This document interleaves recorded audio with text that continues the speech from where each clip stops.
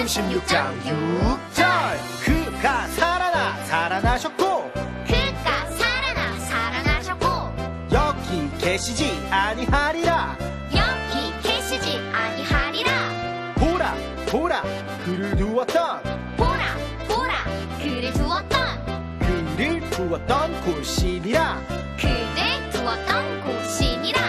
마가복음 16장 6절 그가 살아나셨고 여기 계시지 아니하리라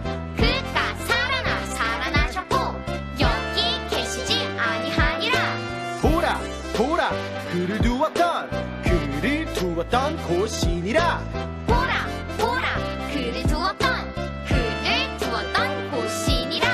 그가 살아나셨고 여기 계시지 아니하리라 보라 그를 두었던 곳이니라 그가 살아나셨고 여기 계시지 아니하리라 보라 그를 두었던 곳이니라.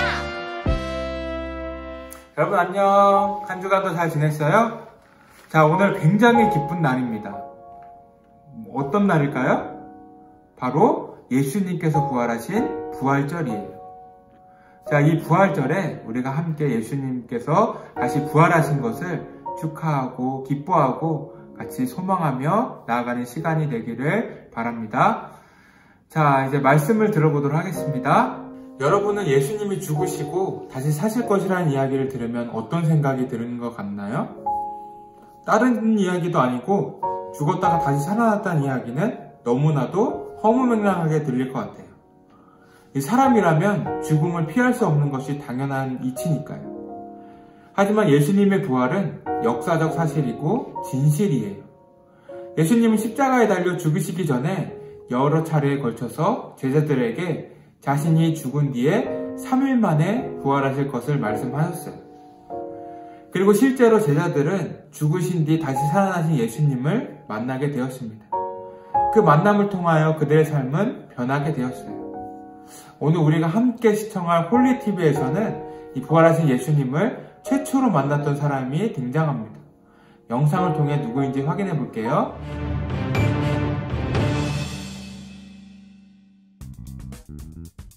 홀리TV 시청자 여러분 안녕하십니까? 성경 속 인물을 만나는 시간. 오늘은 예수님이 부활하셨다는 놀라운 소식인데요. 현장에 있었던 부활의 증인을 모셨습니다. 안녕하세요.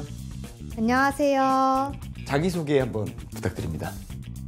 네, 저는 예수님을 만나기 전에는 7 귀신이 들려 괴로움을 당했던 막달라 마리아입니다. 귀신이요? 게다가 7 귀신이라니요? 네, 지금은 멀쩡하답니다. 예수님께서 귀신을 쫓아주셨거든요. 그래서 제 몸과 마음이 새로워졌고 예수님께서 제게 새로운 삶을 주셨어요. 그래서 그 후로 저는 예수님을 쫓아다니면서 그분의 말씀을 들었어요. 그렇군요.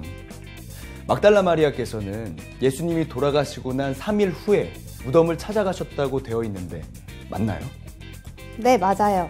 저와 야고보의 어머니 마리아 그리고 살로메도 함께 예수님이 안치되어 있던 돌무덤으로 찾아갔습니다. 왜 돌무덤을 찾아가셨나요? 실은 그 예수님을 돌무덤에 안치하던 때가 곧 안식일이 시작되던 때였거든요. 그래서 예수님의 장례를 제대로 치를 수가 없었어요. 정성스레 예수님을 모시고 싶어서 안식일이 지난 다음 날 야고보의 어머니 마리아와 살로메와 함께 이른 새벽에 무덤으로 찾아갔습니다. 예수님께서는 부활에 대해 여러 차례 언급하신 것으로 아는데요. 무덤에 계신 지 3일이나 되셨을 때 부활에 대해서 생각이 나지 않으셨는지요? 물론 부활하길 간절히 바랬죠. 누구보다도요. 예수님은 3일 만에 다시 살아나실 것을 이야기했었어요. 그런데 저희뿐 아니라 대제사장들도 예수님의 말씀을 기억한 것 같아요. 예수님의 무덤을 로마 인장으로 임봉하고 경비병들로 보초를 세웠어요.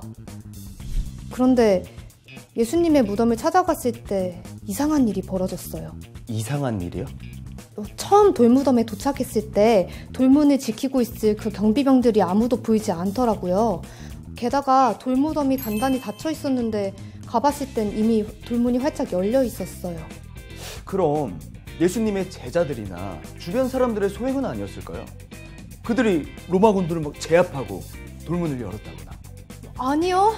분명한 것은 사람이 한 게 아니었어요. 예수님의 제자들이 한 건 더더욱 아니었고요. 예수님이 돌아가시고 나서 제자들은 다들 뿔뿔이 흩어졌었거든요. 그렇군요. 그렇다면 무덤 안에 들어가셨을 때 예수님도 안에 계셨나요? 아니요. 무덤 안에는 예수님이 안 계셨어요.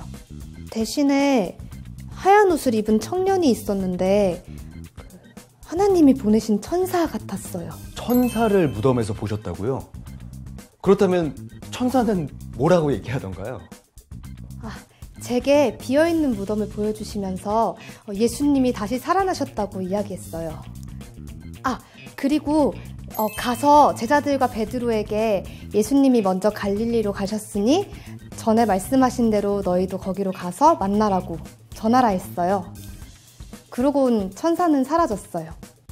당시 상황을 정리해보자면 무덤은 열려 있었고 군인들은 보이지 않았다는 거군요. 그리고 무덤 안에 예수님은 계시지 않고 천사로 추정되는 인물이 예수님의 부활 소식을 전했다는 거군요. 네, 예수님의 부활을 잘 말씀해 주셔서 감사합니다. 그럼 이상으로 잠시만요. 네, 무슨 하고 싶은 말씀이라도. 네, 죄송합니다. 이 영상을 보고 계시는 시청자분들에게 제가 꼭 말씀드리고 싶은 게 있어서요. 네, 하셔도 됩니다. 네, 괜찮습니다. 네. 저는 예수님 부활의 현장인 빈 무덤을 보았고 천사들을 통해서 예수님의 부활의 소식을 들었습니다. 저는 이 일에 있어서 명백한 증인입니다. 예수님이 다시 살아나셨다는 것은 단순한 사실이 아니에요. 예수님이 다시 살아나심을 통해서 예수님이 하신 모든 말씀이 진리이고 예수님 자신이 곧 하나님이심을 증명하신 것이죠. 예수님께서 부활하셨다는 사실을 믿어야 합니다. 예수님의 부활을 믿는다는 것은 예수님이 곧 하나님이시고 진리이심을 믿는 것이기 때문이에요. 네, 감사합니다.